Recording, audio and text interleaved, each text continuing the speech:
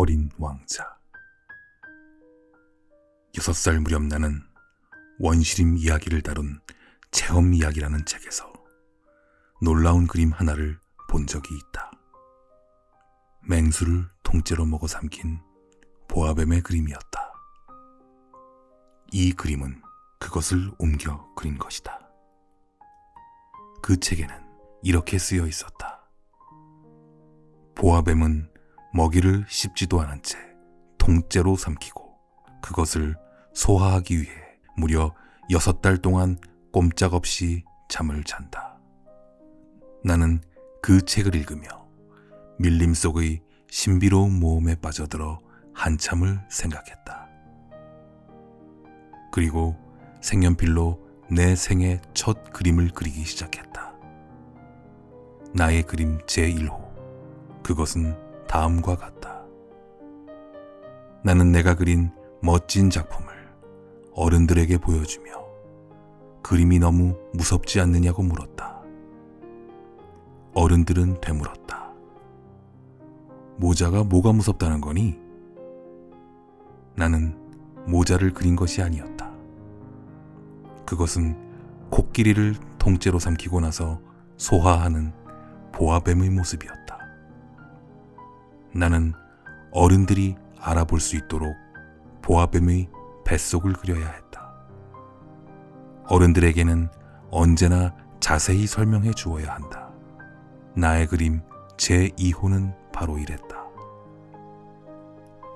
어른들은 나에게 속이 보이거나 보이지 않는 보아뱀의 그림 따위는 집어치우고 지리나 역사, 산수와 문법을 공부하는 게 더 나을 거라고 충고했다. 그래서 나는 6살에 멋진 화가가 되겠다는 꿈을 포기하고 말았다. 내 그림이 성공하지 못한 것에 크게 실망했기 때문이다. 어른들은 혼자서 아무것도 이해하지 못한다. 언제나 모든 것에 대해 일일이 설명해 주어야 하니 어린 나에게는 여간 벅찬 일이 아니다. 결국 나는 다른 직업을 선택해 비행기 조종사가 되었다. 그리고 세계 이곳저곳 거의 안 가본 데 없이 날아다녔다. 어른들이 말해준 대로 지리 공부가 많은 도움이 되었다.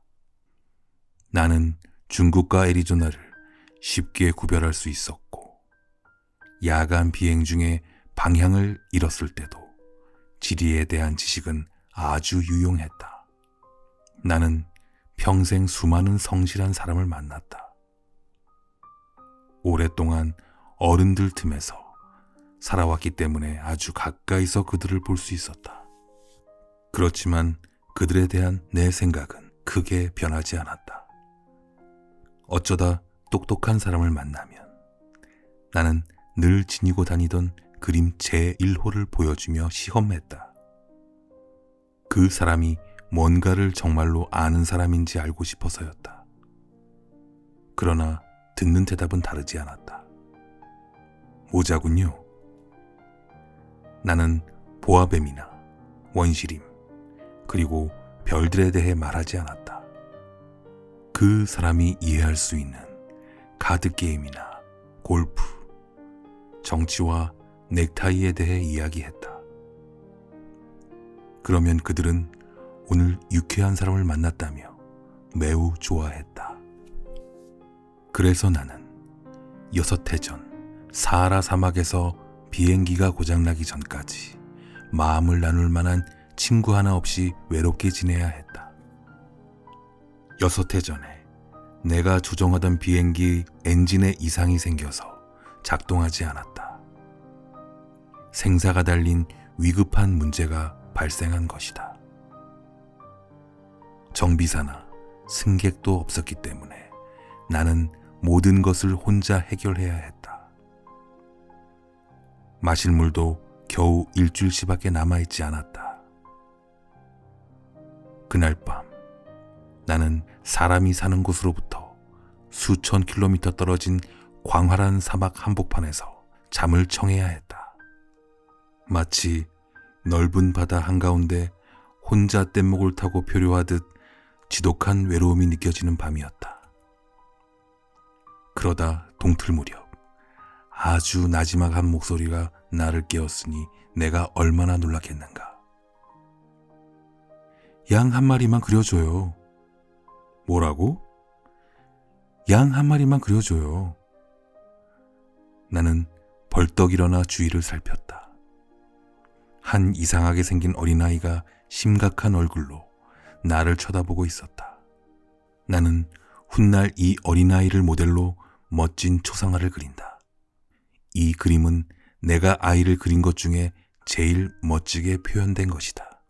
아이의 실제 모습에 비하면 많이 부족한 그림이지만 따지고 보면 내 잘못만은 아니다. 6살 때 어른들의 말을 듣고 화가가 되겠다는 꿈을 접으면서 속이 보이는 혹은 보이지 않는 보아뱀을 그리는 것 말고는 그림 그리는 연습을 전혀 하지 않았으니 말이다. 어쨌든 나는 아이의 등장에 매우 놀라서 휘둥그레진 눈으로 어디선가 나타난 아이를 물끄러미 바라보았다. 기억하는가? 내가 있는 곳은 사람이 사는 곳으로부터 수천 킬로미터 떨어진 사막이라는 사실을. 그런데 어린아이는 지쳐 보이지도 않았고 배고프거나 목이 마른 기색도 없었다. 전혀 길을 잃은 아이 같지 않았다. 나는 겨우 정신을 가다듬고 아이에게 말을 건넸다. 너 여기서 뭐 하는 거니? 그러자 아이는 여전히 심각한 표정으로 작게 말했다. 양 한 마리만 그려줘요. 부탁이에요. 매우 신비한 상황에 놓이면 누구나 순순히 그 분위기를 따르게 마련이다. 사람이 사는 곳에서 수천 킬로미터 떨어진 사막. 생사의 갈림길에선 나는 참으로 이상한 일을 겪고 있다는 걸 느끼면서도 주머니에서 종이 한 장과 만년필을 꺼냈다.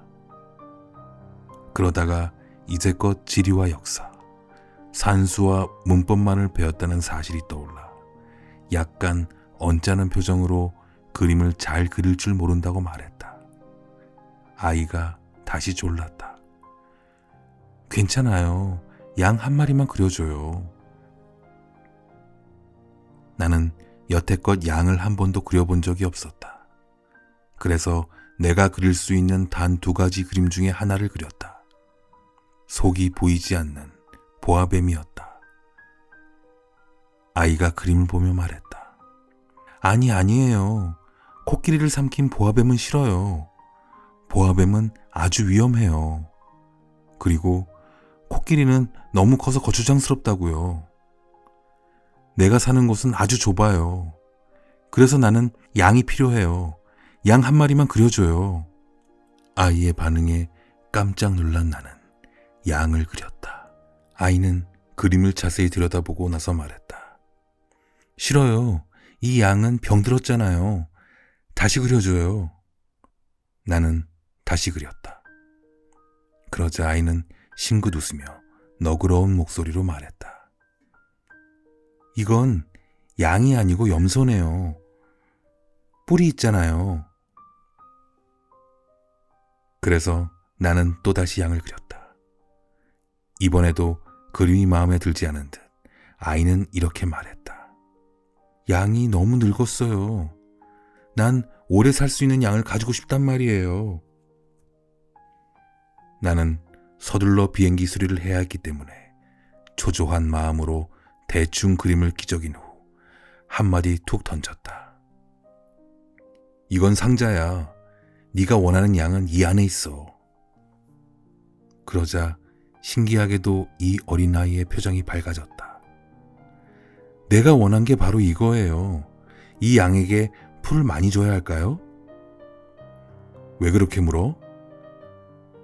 내가 사는 곳은 아주 작거든요. 거기 있는 걸로 충분할 거야. 아주 작은 양이거든. 아이는 그림을 자세히 들여다보더니 말했다. 그렇게 작은 양도 아닌데?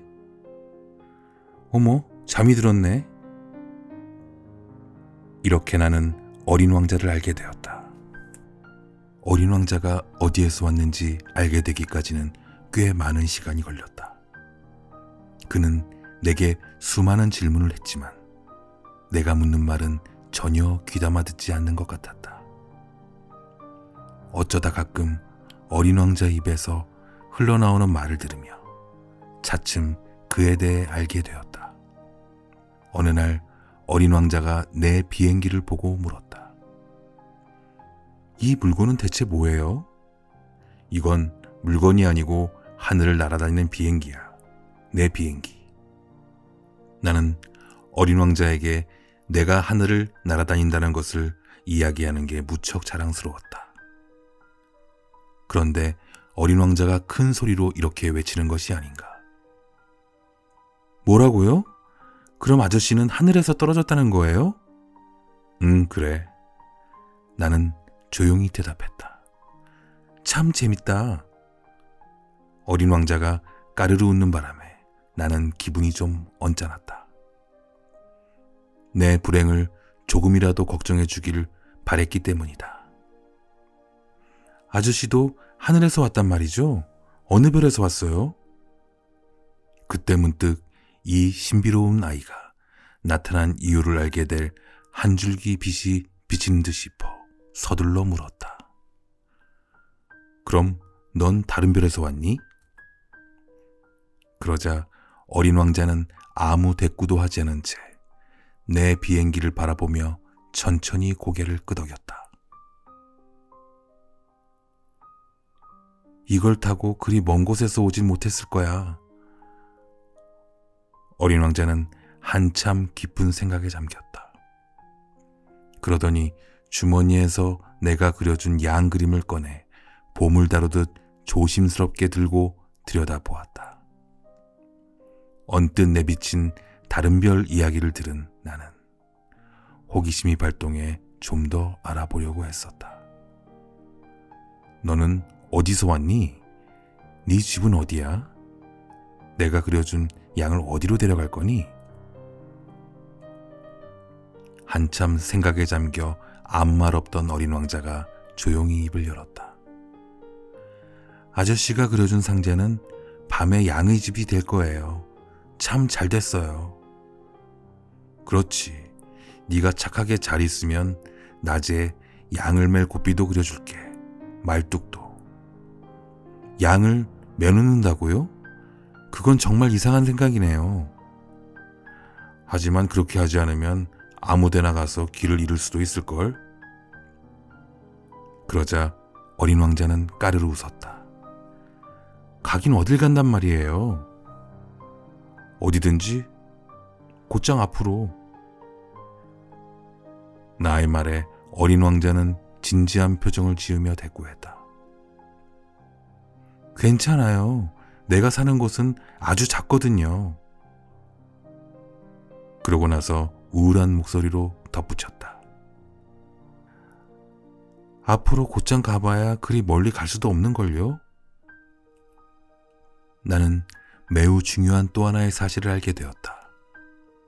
어린 왕자가 사는 별은 겨우 집 한 채만 하다는 것. 이는 그리 놀라운 일은 아니었다. 사람들이 지구, 목성, 화성, 금성이라고 부르는 큰 별들 외에도 망원경으로도 보기 어려운 작은 별이 무수히 많다는 사실을 나는 잘 알고 있었기 때문이다.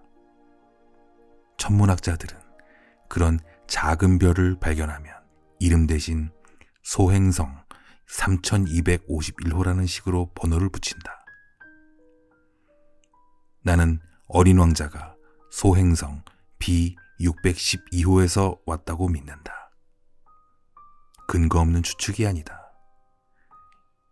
이 행성은 1909년에 터키의 한 천문학자가 딱 한 번 망원경으로 본 적이 있다. 그때 천문학자는 국제천문학회에서 행성의 발견을 충분히 증명해 보였다. 그러나 그의 옷차림을 보고 아무도 그의 말을 믿지 않았다. 어른들은 항상 이런 식이다. 그 후 터키 한 독재자가 국민에게 유럽식으로 옷을 입으라고 명했고 거역하면 사형에 처하겠다고 했다. 1920년 천문학자는 유럽식으로 양복을 차려입고 행성의 발견을 다시 증명해 보였다. 그러자 이번에는 모두 그의 말을 믿었다. 내가 소행성 B612호에 대해 번호를 붙이며 이렇게 자세히 이야기하는 것은 모두 어른들 때문이다. 어른들은 숫자를 무척이나 좋아한다. 어른들에게 새로 사귄 친구에 대해 이야기하면 정작 중요한 것은 묻지 않는다. 그 친구의 목소리는 어때? 그 친구는 무슨 놀이를 좋아하니? 나비를 채집하는 걸 좋아하니? 이런 질문은 하지 않는다. 그 친구는 몇 살이니? 형제는 몇 명이야? 몸무게는 얼마나 나가니? 아버지는 수입이 얼마나 되니? 이렇게 질문하고 친구가 어떤 사람인지 알 수 있다고 생각한다. 어른들에게 다음과 같이 말하면 그 집을 상상하지 못할 것이다. 창가에는 예쁘게 핀 제라늄 화분이 놓였고 지붕 위로 비둘기가 날아드는 멋진 장밋빛 벽돌집을 봤어요. 차라리 이렇게 말하면 쉽게 떠올린다. 시세 100만 프랑짜리 집을 봤어요. 그래야 비로소 어른들은 탄성을 지른다. 정말 멋지겠구나. 이런 어른들에게 다음과 같이 어린 왕자에 대해 이야기하면 어떨까? 아주 신비로운 아이였어요. 멋있고 잘 웃었으며 양 한 마리를 가지고 싶어 했어요. 그게 어린 왕자가 이 세상에 존재했다는 증거예요. 누군가가 양을 원한다면 그건 그 사람이 살아있다는 거잖아요. 이 말을 듣고 어른들은 분명히 어깨를 으쓱하며 당신을 어린아이로 취급할 것이다. 어린 왕자는 소행성 B612호에서 왔어요. 하지만 이렇게 말하면 어른들은 바로 알아듣고 더는 귀찮게 질문하지 않을 것이다. 어른들은 늘 이런 식이다. 그렇다고 그들을 탓해서는 안 된다. 아이들은 어른들을 너그러운 마음으로 이해해야 한다. 삶을 진정으로 이해하는 우리에게 숫자는 그리 중요하지 않다. 나는 이 이야기를 동화처럼 시작하고 싶었다. 옛날에 자기 몸보다 조금 클까 말까한 작은 별에 어린 왕자가 살았어요. 어린 왕자는 친구가 필요했답니다. 이런 식으로 말이다. 그래야 삶을 진정으로 이해하는 사람들에게 이야기가 훨씬 진실하게 와닿을 테니까. 하지만 내가 그렇게 시작하지 않은 이유는 사람들이 이 책을 가볍게 읽고 잊어버리지 않기를 바랐기 때문이다. 이 추억을 꺼낼 때마다 깊은 슬픔을 느낀다. 6해 전 어린 왕자는 내가 그려준 양과 함께 떠났다. 내가 여기에 어린 왕자를 되새기는 까닭은 그를 영원히 잊지 않기 위해서다. 친구를 잊는다는 것은 참으로 슬픈 일이다. 누구나 친구를 갖는 것은 아니다. 내가 만약 그를 잊는다면 나도 숫자로 이야기하기를 좋아하는 어른이 되어버릴지도 모른다. 나는 그런 어른이 되지 않기 위해 그림 물감과 연필을 샀다. 6살 때 속이 보이는 혹은 보이지 않는 보아뱀만 그려본 내가 나이가 들어 그림을 다시 시작하기란 쉬운 일은 아니다.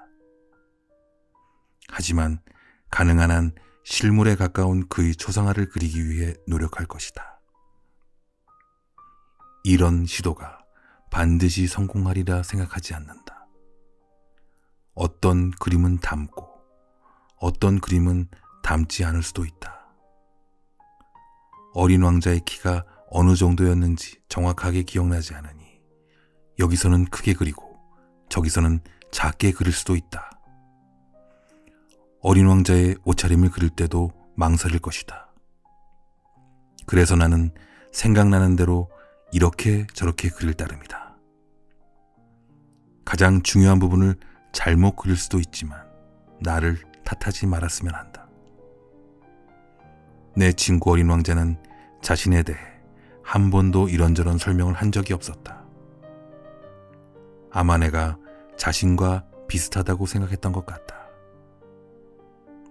하지만 불행히도 나는 상자 안의 양을 볼 줄 모른다. 나 역시 이제 나이가 들어 어른들과 비슷해지는 모양이다. 나는 어린 왕자가 무심코 하는 말을 듣고 그의 별과 별을 떠난 이유, 그리고 여행에 대해 알게 되었다.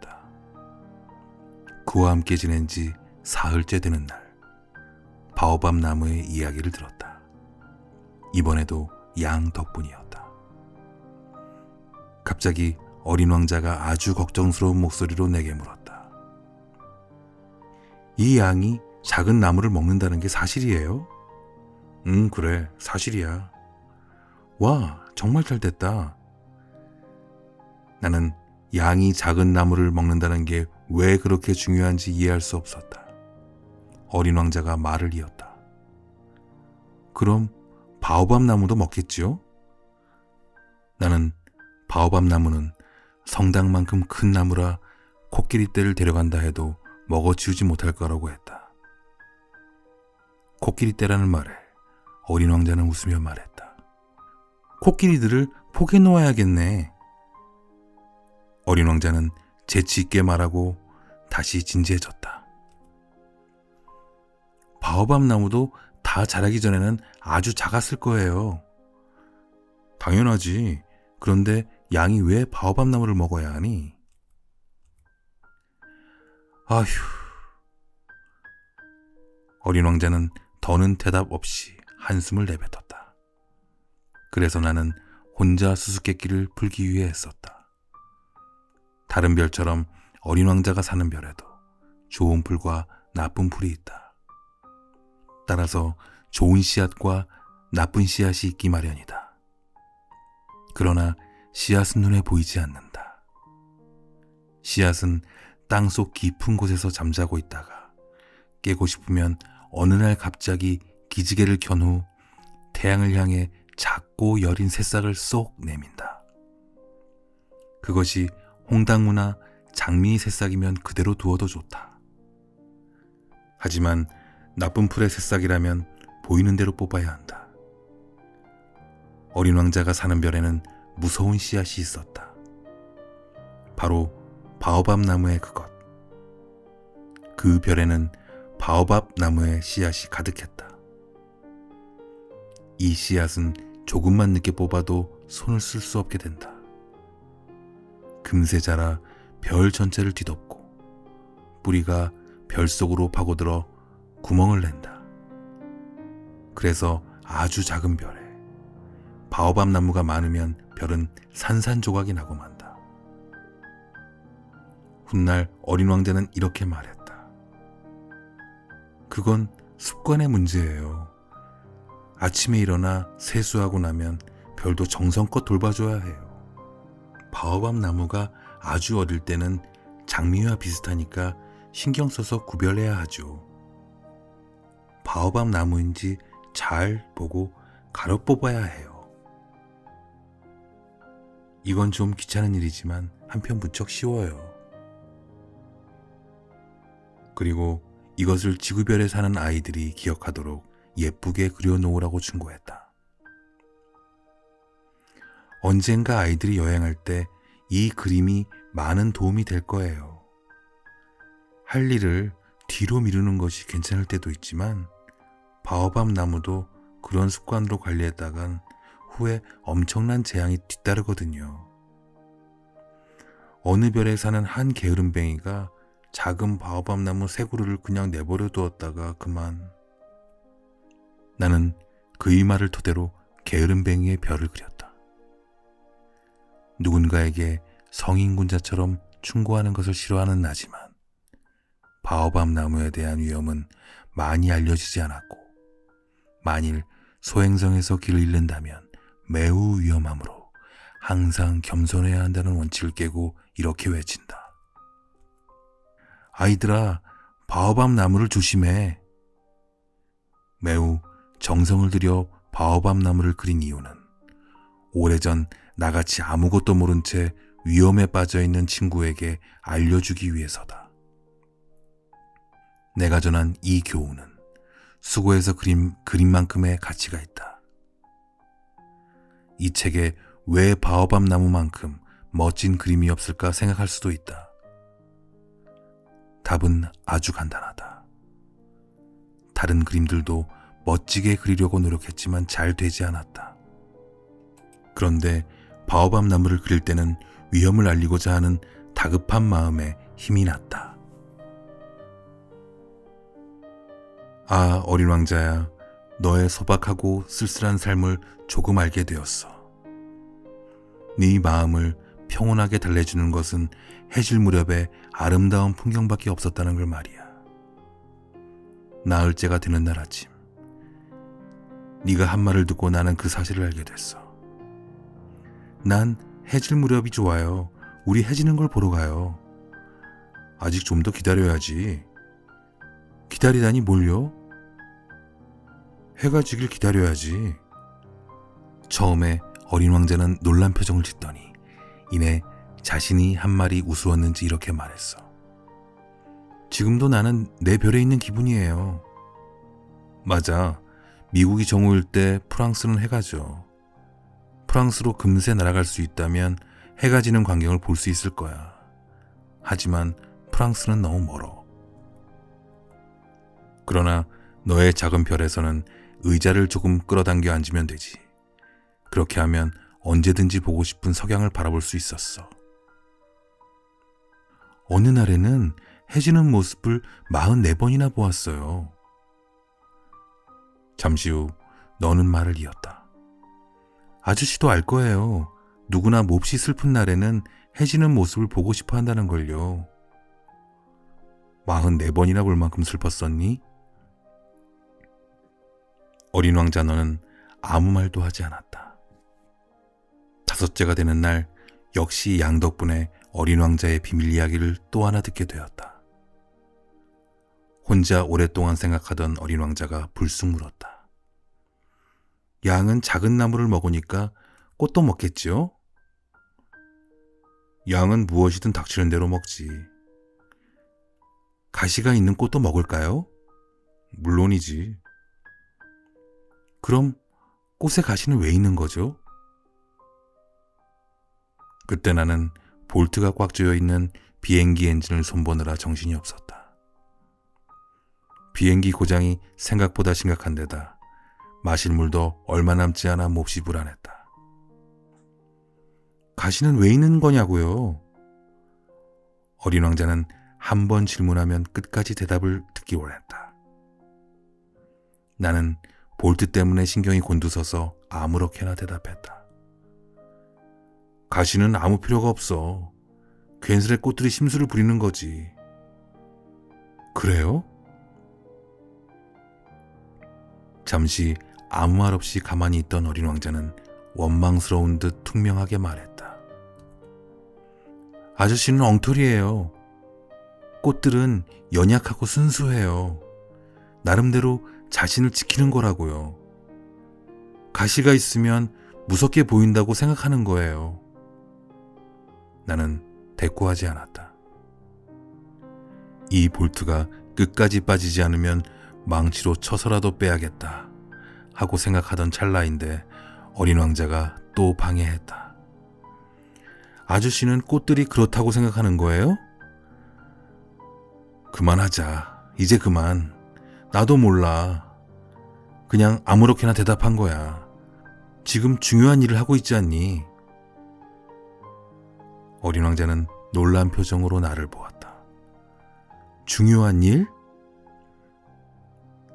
기계 기름으로 범벅이 된 손에 망치를 들고 매우 이상하고 흉측한 물체 위에 엎드린 내 모습을 바라보며 어린 왕자가 웅얼거리듯 말했다.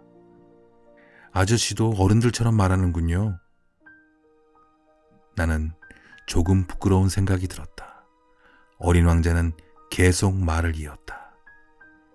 아저씨는 모든 것을 혼동하고 있어요. 다 뒤섞였다고요.